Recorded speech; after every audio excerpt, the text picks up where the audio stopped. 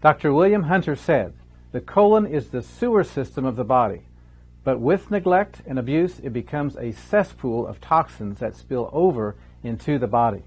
Let me tell you the true definition of regularity. If you eat a meal, you have a bowel movement. You eat 3 meals a day, you should have 3 bowel movements a day. Just like a baby. You feed a baby, 20 minutes later, it has a bowel movement. So let me ask you a question.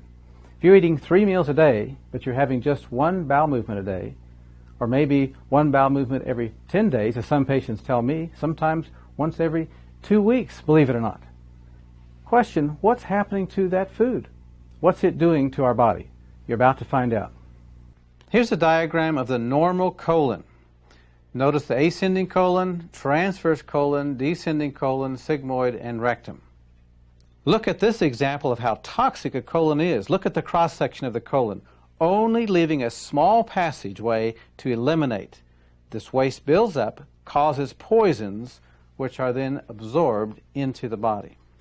This is what happens to our colon when we ignore the body's urgings to have regular bowel movements.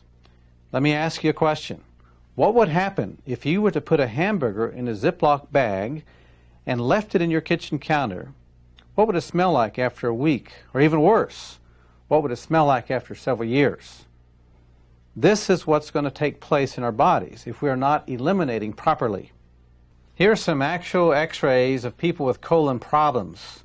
Notice the white areas, that's the colon. Notice how distorted, how prolapsed, convoluted these sick colons are.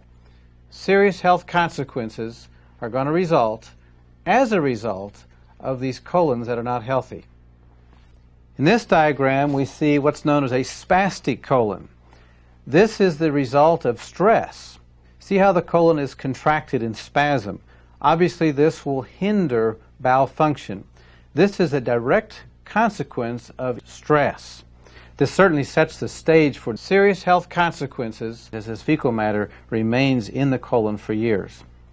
One of the most serious consequences of not taking care of a colon is something called a colostomy.